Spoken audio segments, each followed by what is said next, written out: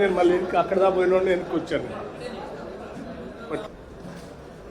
Media మిత్రులందరికీ కూడా ముందుగా నా హృదయపూర్వకమైనటువంటి నమస్కారాలు.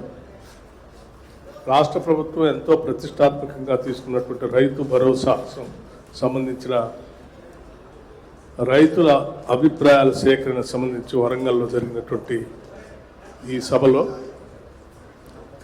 రైతులు అనేక మంది వారి వారి ఆలోచనల్ని సభతో పంచుకున్నారు. రకరకాల అభిప్రాయాలు చెప్పారు. ఆ అభిప్రాయాలన్నింటినీ కూడా క్రోడీకరించి ఈ జిల్లాతో పాటు మిగతా జిల్లాల నుంచి వచ్చినటువంటి అభిప్రాయాలను కూడా క్రోడీకరించి అన్నింటినీ చట్టసభలో శాసనసభలో చర్చకు పెడతాం. అంతిమంగా ప్రజలు చెప్పిన దాన్ని ఆ పైన సభలో అన్ని రాజకీయ పార్టీలు చర్చించి తీసుకున్నటువంటి నిర్ణయాలనే ఈ ప్రభుత్వం అమలు చేస్తుంది. ప్రభుత్వం చాలా స్పష్టంగా ఓపెన్ మైండ్తో ఉంది.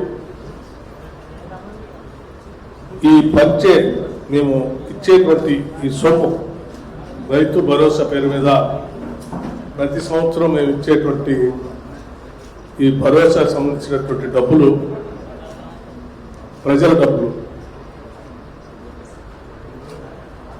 అది చివరికి ఈజీఎస్ ఎంప్లాయీస్, ఈజీఎస్ కూలీ వాళ్ళ దగ్గర నుంచి మొదలు పెడితే ఈ రాష్ట్రంలో ఉన్నటువంటి ప్రజలందరూ ప్రత్యక్షంగానో పరోక్షంగానో వాళ్ళు కట్టేటువంటి పన్నుల ద్వారా రాష్ట్ర ప్రభుత్వ ఖజానాకు వస్తున్నటువంటి సొమ్ము కాబట్టి ప్రజల డబ్బునే మేము రైతు భరోసా కింద రైతులకు ఇస్తున్నాం. కాబట్టి ఆ ఇచ్చే కార్యక్రమాన్ని ప్రజలందరూ అభిప్రాయాలు తీసుకొని మేమంతా ఒళ్ళు దగ్గర పెట్టుకుని వచ్చేటువంటి ఆదాయాన్ని జాగ్రత్తగా పోగేసి ప్రతి రూపాయిని ఆదా చేసి ఆ పంచే కార్యక్రమాన్ని కూడా ప్రజల అభిప్రాయాలకు అనుగుణంగా పంచాలనేటువంటి ఒక మంచి సంకల్పంతోనే ఈ కార్యక్రమాలు చేపట్టడం జరిగింది అని కూడా నాకు చెప్పడానికి సందేహం లేదు. వరంగల్ సంబంధించినటువంటి రైతాంగ సోదరులు, మీడియా మిత్రులందరూ కూడా చక్కగా సహకరించి దీంట్లో వారి వారి అభిప్రాయాలు చెప్పినందుకు వారందరికీ నా హృదయపూర్వకమైనటువంటి ధన్యవాదాలు.